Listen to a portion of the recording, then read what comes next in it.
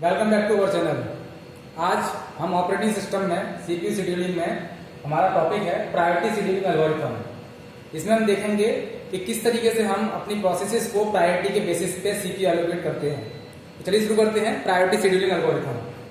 तो सबसे पहला पॉइंट है हमारा process with highest priority is executed first. इसका मतलब ये हुआ कि किसी भी प्रोसेस की जो प्रायोरिटी हमने सेट की हुई है या दी हुई है उसके हिसाब से हम उसको सीपीयू एलोकेट करते हैं।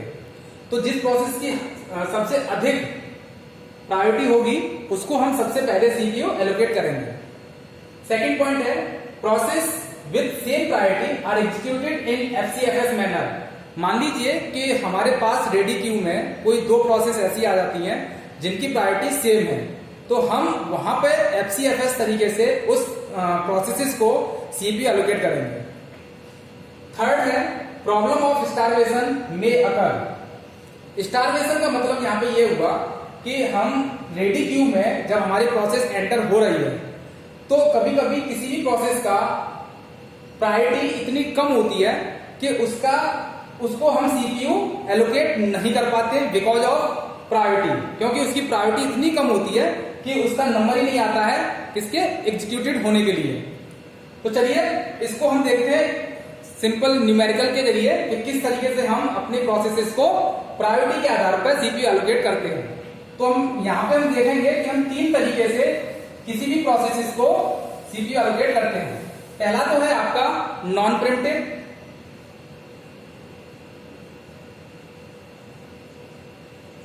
नॉन प्रिम्प्टिव तरीके से हम सॉल्व करेंगे। सेकंड हो गया नॉन प्रिम्प्टिव विद अराइवल टाइम। पहले में हमने नॉन प्रिम्प्टिव तरीके से जहां पे कि अराइवल टाइम हम अज्यूम करेंगे कि अराइवल टाइम हमारे सारी प्रोसेसेस का शून्य है, जीरो है। सेकंड है हमारा नॉन प्रिम्प्टिव विद अराइवल टाइम। वहां पे हम हर प्रोसेसेस का एक अराइवल टाइम सेट किए रहेंगे, उसके आधार पर हम इसे सॉल्व करेंगे। थर्ड है हमारे पास प्रिम्प्टिव। तो हम इन तीन तरीके से अपने न्यूमेरिकल को सॉल्व करेंगे और देखेंगे कि हम किस तरीके से किस प्रोसेस को सीपीयू एलोकेट करेंगे। तो चलिए सबसे पहले शुरू करते हैं हम नॉन प्रिम्प्टिव विदाउट अराइवल टाइम। तो देखिए हमारे पास इसमें कुछ प्रोसेसेस आएगी जिसके आधार पर हम देखेंगे कि किस प्रोसेस का प्रायोरिटी अधिक है, उसके आधार पर हम उसे एग्जीक्यूट करेंगे। दूसरा है हमारे पास वर्स्ट टाइम। ये जो गिवन प्रोसेस है उसका जो एक टाइम है कि वो कितने ड्यूरेशन में वो प्रोसेस हमारी एग्जीक्यूट होगी, यानी कि वो एक पर्टिकुलर प्रोसेस एग्जीक्यूट होने में कितना समय लेगी। तो that is the worst time. Okay, then priority.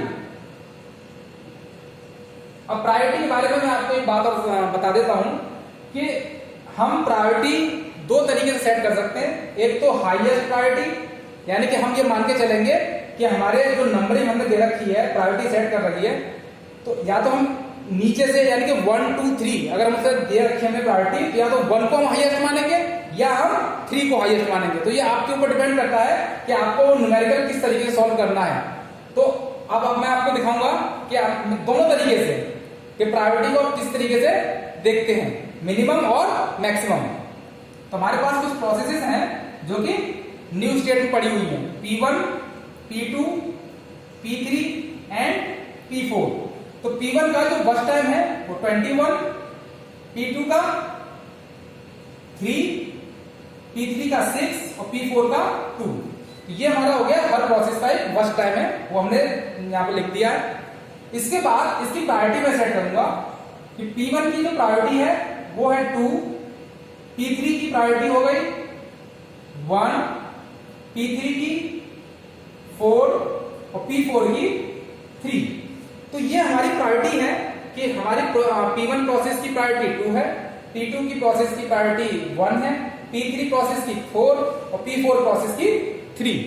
अब हम यहाँ पे ये देखेंगे, जानने वाली बात ये है कि जितनी भी हमारी प्रायोरिटी है, अब आप या तो एक की तरफ से इसको हाईएस्ट मानिए या फिर आप 4 को हाईएस्ट मानिए। अगर आप 1 को हाईएस्ट प्रायोरिटी मानते हैं तो सबसे हाईएस्ट प्रायोरिटी 1 हो गई, उसके बाद 2, 3 एंड 4। अगर आप 4 को हाईएस्ट मानते हैं तो 4, फिर 3, फिर 2, फिर 1। तो ये डिपेंड करता है कि हम न्यूमेरिकल को सॉल्व कर रहे हैं तो हम हाईएस्ट प्रायोरिटी किसको मान रहे हैं। तो आप जिसको हाईएस्ट प्रायोरिटी मानेंगे उस तरीके से आप उस प्रोसेस को या उस न्यूमेरिकल को सॉल्व करेंगे। ओके, तो हम यहाँ पे अभी मान के चलते हैं कि हमारी जो हाईएस्ट प्रायोरिटी है वो 1 है। हाईएस्ट प्रायोरिटी हमारी क्या है? 1।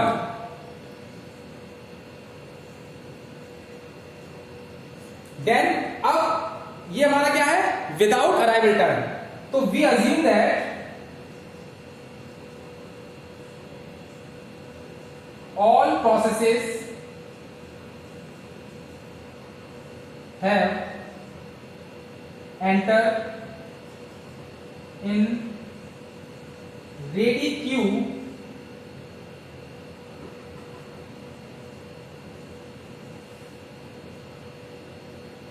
at 0 ms। हम ये अज्यूम कर लेते हैं कि हमारी सारी की सारी प्रोसेसेस न्यू स्टेट से रेडी स्टेट में एंटर कर रही हैं कितने समय पे? 0 ms पे, यानी कि 0 मिली सेकेंड समय पे हमारी सारी प्रोसेसेस रेडी क्यू में एंटर कर रही हैं। ओके, देन अब हम ये चेक करेंगे वहां पे कि सबसे हाईएस्ट प्रायोरिटी किस प्रोसेस की है। तो अब हम इसके लिए क्या तैयार करते हैं? गैंट चार्ट, जो कि मैंने आपको लास्ट वीडियो लेक्चर के माध्यम से बताया था कि हमारी इन प्रॉब्लम्स को सॉल्व करने के लिए सबसे इंपॉर्टेंट जो फैक्टर है वो है गैंट चार्ट। तो हम क्या करेंगे? अब यहाँ पे गैंट चार्ट बनाएंगे और उसके माध्यम से हम अपने इस न्यूमेरिकल को सॉल्व करेंगे। और हमको निकालना क्या है? Calculate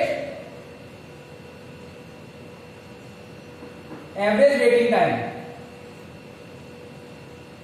calculate average waiting time, हमको एवरेज वेटिंग टाइम निकालना है। ओके, तो अब हमको क्या करना है? गैंट चार्ट बनाते हैं। तो गैंट चार्ट जब बनाएंगे तो वहां पे हम देखेंगे कि हमारी सारी प्रोसेसेस रेडी क्यू में एंटर हो गई हैं। अब वहां पे एंटर हो गई हैं तो हम ये देखेंगे कि हमारी सारी प्रोसेसेस की जो प्रायोरिटी है उनमें से किस प्रोसेस की प्रायोरिटी सबसे अधिक है। तो हमने देखा कि सबसे अधिक जो प्रायोरिटी की प्रोसेस है वो है P2, क्योंकि हमने 1 को हाईएस्ट माना है। तो P2 प्रोसेस की प्रायोरिटी सबसे अधिक है। तो हम सबसे पहले क्या करेंगे? P2 प्रोसेस को CPU एलोकेट कर देंगे और देखेंगे कि उस प्रोसेस को कितने समय में एग्जीक्यूट करना है, यानी कि उसका बर्स्ट टाइम क्या है। तो बर्स्ट टाइम क्या है उसका? 3। तो ये 0 से लेकर 3 तक एग्जीक्यूट हो जाएगा। इसी प्रकार अब हम देखेंगे कि इसके बाद सेकंड हाईएस्ट कौन सी प्रायोरिटी की प्रोसेस है। तो हमने देखा P1 की जो प्रायोरिटी है वो है 2। तो अब 2, क्योंकि हम नॉन प्रिएम्प्टिव से इसको सॉल्व कर रहे हैं, तो नॉन प्रिएम्प्टिव में क्या होता है कि एक बार हमने सीपीयू किसी प्रोसेस को एलोकेट कर दिया, दैट मींस हम उस प्रोसेस से सीपीयू को हटा नहीं सकते। कब तक नहीं हटा सकते? जब तक कि वो प्रोसेस कंप्लीट एग्जीक्यूट नहीं हो जाती है। तो हमारी P2 प्रोसेस कंप्लीट एग्जीक्यूट हो गई। देन हमने चेक किया कि किस प्रोसेस की प्रायोरिटी सबसे अधिक है। तो हमने चेक किया तो हमको मिला कि P1 की प्रोसेस हमारी की प्रायोरिटी सबसे अधिक है। तो हम क्या करेंगे? उसको सीपीयू एलोकेट कर देंगे। देन हम ये देखेंगे कि उसका बर्स्ट टाइम क्या है? 21। तो 3 + 21 24। ओके, नेक्स्ट अब जो रिमेनिंग हमारे पास दो प्रोसेस बची P3 एंड P4। तो P3 और P4 में चेक करेंगे कि किसकी प्रायोरिटी सबसे अधिक है। तो हमने यहाँ पर देखा कि P4 की प्रायोरिटी सबसे अधिक है। तो हम क्या करेंगे? P4 को CPU एलोकेट कर देंगे। तो 24 और इसका फर्स्ट टाइम कितना है? 2। तो 24 to 26। देन अब आपके पास आखिरी प्रोसेस बची P3। तो अब हम क्या करेंगे? P3 को CPU एलोकेट कर देंगे और उसका जो फर्स्ट टाइम है तो 26 एंड 6 32। तो ये आपका हो गया Gantt chart, non preemptive without arrival time. अब इसके माध्यम से हम ये देखते हैं कि हमारे इन सारी processes P1, P2, P3, P4 का वेटिंग टाइम क्या होगा। तो हम चेक करते हैं इसका वेटिंग टाइम क्या होगा। तो waiting time of process P1, तो प्रोसेस P1 का वेटिंग टाइम, चूंकि रेडी स्टेट में ये प्रोसेस 0 ms पे आ गई थी, 0 मिली सेकेंड पे, तो उसको कितना वेट करना पड़ा? 3 ms। तो P1 का जो वेटिंग टाइम होगा वो होगा 3 ms। नेक्स्ट P2 प्रोसेस को हमने CPU कब एलोकेट किया, 0 पे, तो इसका वेटिंग टाइम कितना हो गया, 0। इसी प्रकार P3 का 26 एंड P4 का 24। अब इसका हम वेटिंग टाइम निकाल लेते हैं, एवरेज वेटिंग टाइम कितना होगा, ये होगा P4 का 24। तो देखिए अब इसका टोटल कितना आया, 53 अपॉन 4 प्रोसेस है हमारे पास, तो डिवाइड बाई 4। इसका आंसर क्या आएगा, 1.25, 30.25 इसका आंसर होगा। ओके, तो इस तरीके से हम नॉन प्रिमिटिव शेड्यूलिंग एल्गोरिथम के माध्यम से विदाउट अराइवल टाइम इसको हमने सॉल्व किया। ओके, अब हम चेक करते हैं, सेकंड हमने बताया था non primitive with arrival time. अब उससे करके देखते हैं कि किस तरीके से हम non primitive with arrival time से न्यूमेरिकल को सॉल्व करेंगे। तो चलिए, सेकंड है हमारा non primitive with arrival time. तो देखिए ये हमारा नेक्स्ट न्यूमेरिकल है, non primitive with arrival time. तो चलिए इसको देखते हैं, सॉल्व करते हैं इसको। बट यहां पे थोड़ा सा चेंज है कि हम यहां पे हाईएस्ट प्रायोरिटी मानेंगे 7 को। ओके, तो हम इसी अनुसार हम इस न्यूमेरिकल को सॉल्व करेंगे। तो सबसे पहले हम क्या करेंगे, गैंट चार्ट तैयार करते हैं। गैंट चार्ट,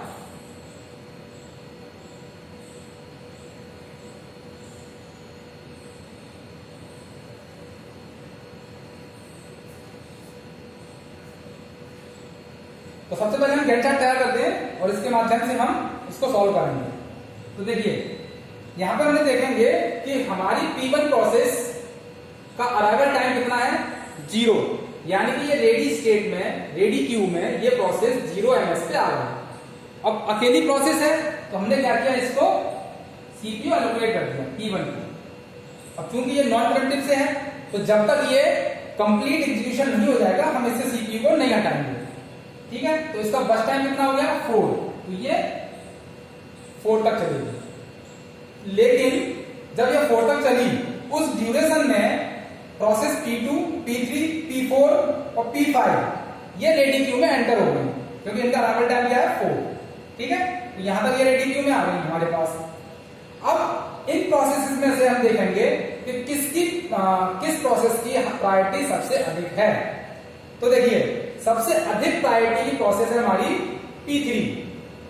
ठीक है, क्योंकि हमने हाईएस्ट 7 को माना है, तो P3 प्रोसेस को हम CPU एलोकेट कर देंगे। अब इसको हमने एलोकेट कर दिया, क्योंकि अब ये बस टाइम कितना है, 1, तो ये कहां तक चलेगी, 5 तक।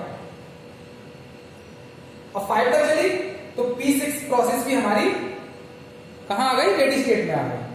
तो अब सबसे अधिक जो प्रायोरिटी की प्रोसेस होगी उसको चेक करते हैं कौन सी है। तो हमने देखा यहां पे सबसे अधिक जो हाईएस्ट प्रायोरिटी की प्रोसेस है वो है P6, क्योंकि उसका 6 प्रायोरिटी है। तो अब हम क्या करेंगे, P6 को CPU एलोकेट कर देंगे। तो इसका बस टाइम क्या है, 6, ये क्या हो गया हमारे 11 पे, ये इसका कंप्लीट एग्जीक्यूशन हो जाएगा। ठीक है, इनका हम कंप्लीशन टाइम भी लिख के चले। P1 का हो गया 4, P3 का 5 और P6 का 11। नेक्स्ट, अब जो सेकंड इसके बाद जो हाईएस्ट प्रायोरिटी की प्रोसेस होगी वो है हमारी P2। तो P2 को हमने CPU एलोकेट कर दिया और इसका बस टाइम कितना है, 5, ये हो गया 16, तो P2 का 16। नेक्स्ट जो बची हमारे पास, अब 2 प्रोसेस बची, P4 और P5। इनमें हाईएस्ट प्रायोरिटी किसकी है, P4 की। तो P4 को हमने CPU एलोकेट किया और इसका बस टाइम कितना होगा, 2, तो 16 और ये 18। नेक्स्ट, अब लास्ट प्रोसेस हमारे पास बची P5। P5 को हमने और इसका जो वर्स्ट टाइम है वो है 3, 18 और 3 21। तो ये आपका हो गया गैंट चार्ट। तो P4 का कंप्लीशन टाइम कितना था 18 और P5 का 21। अब हम इसके माध्यम से टर्न अराउंड टाइम और वेटिंग टाइम निकालेंगे। टर्न अराउंड टाइम का मैंने आपको फॉर्मूला बताया था कि turn around time equals to completion time minus arrival time, यानी completion time minus arrival time. Okay, so completion time 4 और अराइवल टाइम 0, तो टर्न अराउंड टाइम कितना होगा 4। ऐसे यहां पे 16 minus 1 15, 5 minus 2 3, 18 minus 3 equals to 15, 21 minus 4 17 और 11 माइनस 5 इक्वल्स टू 6। तो ये आपका हो गया टर्न अराउंड टाइम। इसका एवरेज टर्न अराउंड टाइम भी निकाल सकते हैं। Then waiting time, waiting time equals to turn around time minus burst time. ये इसका फॉर्मूला है, waiting time equals to turn around time minus burst time. तो turn around time क्या है आपका 4 और बर्स्ट टाइम भी 4, तो वेटिंग टाइम हो गया 0।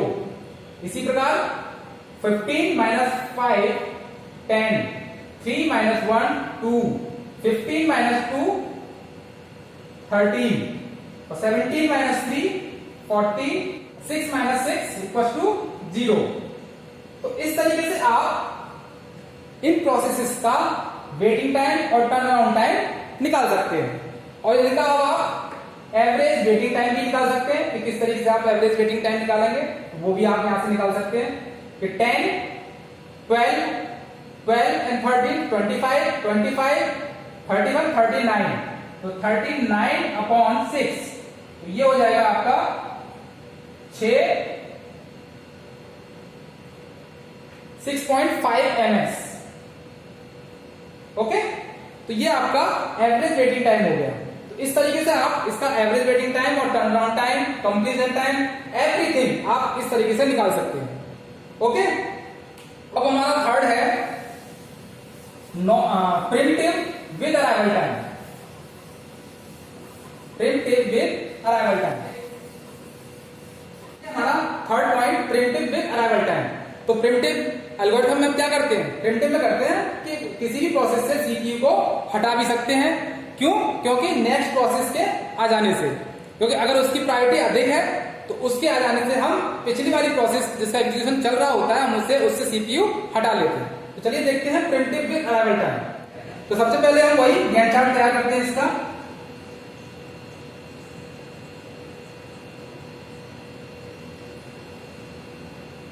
इसलिए गैंट चार्ट बनाना बहुत जरूरी है, क्योंकि इसके आधार पर ही हम अपने न्यूमेरिकल को या अपने प्रोसेसेस को सीपीयू एलोकेट कर सकते हैं। तो देखिए, क्योंकि इसमें अराइवल टाइम किसी का भी 0 नहीं है, तो 0 से लेके और 1 तक हमारा इतने ड्यूरेशन में सीपीयू क्या होगा, आइडल कंडीशन में रहेगा। अब 1 ms पे हमारी P1 प्रोसेस रेडी क्यू में एंटर करती है और उसको हम सीपीयू एलोकेट कर देते हैं। तो हमने इसको क्या किया, सीपीयू एलोकेट कर दिया P1 में।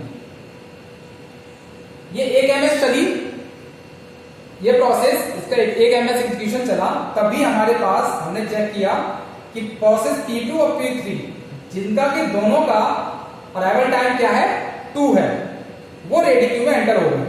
अब हम चेक करेंगे कि इनमें से किसकी प्रायोरिटी सबसे अधिक है।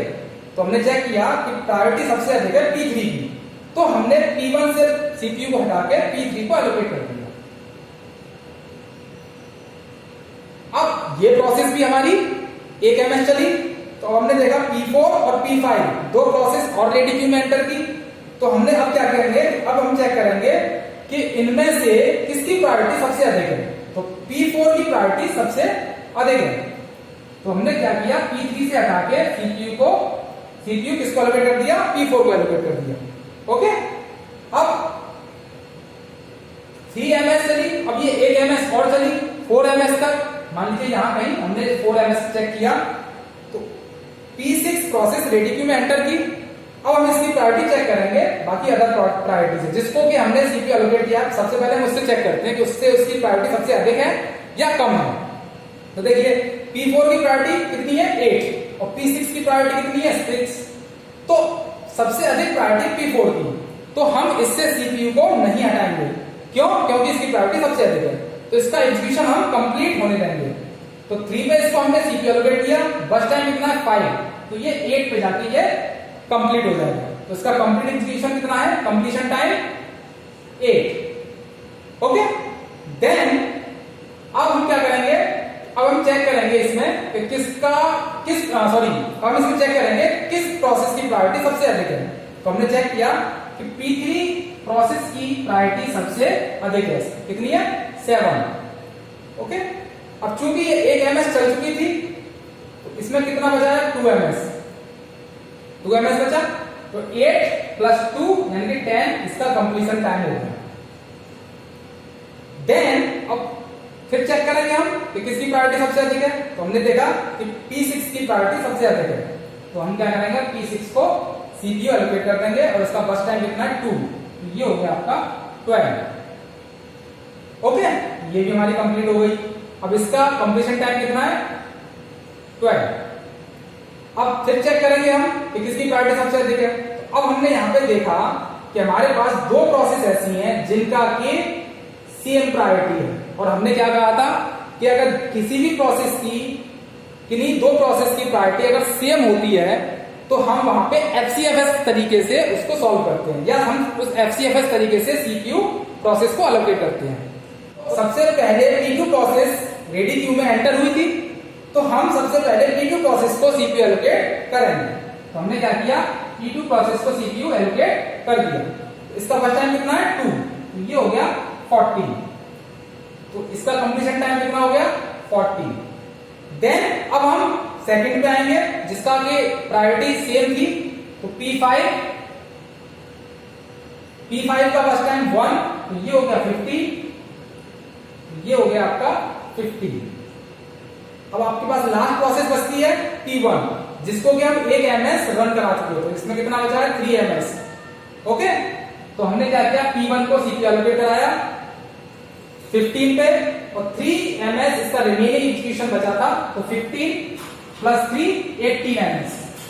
तो ये है आपका इस प्रॉब्लम का गैंट चार्ट। इसके आधार पे हमने कंप्लीशन टाइम निकाल दिया, सॉरी P1 का 18 कंप्लीशन टाइम निकाल दिया। अब हम क्या करेंगे, इसके आधार पे टर्न अराउंड टाइम निकालेंगे, यानी completion time minus arrival time, CT minus 80। तो 18 - 1 17, 14 - 2 12, 10 - 2 8, 8 - 3 5, 15 - 3 12, 12 - 4 8। अब वेटिंग टाइम निकालेंगे, तो waiting time TAT minus BT बस टाइम।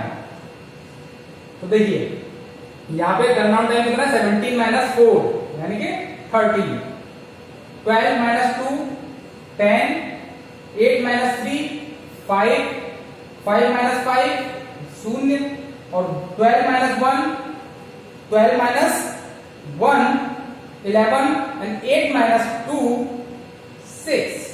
तो ये हो गया आपका वेटिंग टाइम। अब एज यूजुअल हम इसको क्या करेंगे, एवरेज वेटिंग टाइम निकालेंगे इन सारी प्रोसेसेस का। तो सिंपली इनको ऐड करके हम 6, क्योंकि हमारे पास 6 प्रोसेस है, तो उससे हम इसको डिवाइड कर देंगे और हमारा एवरेज वेटिंग टाइम निकल आएगा। तो ये था आज की आपकी टॉपिक प्रायोरिटी शेड्यूलिंग एल्गोरिथम। इसमें आपको कोई भी प्रॉब्लम हो आप हमें कमेंट बॉक्स के माध्यम से पूछ सकते हैं। Thank you.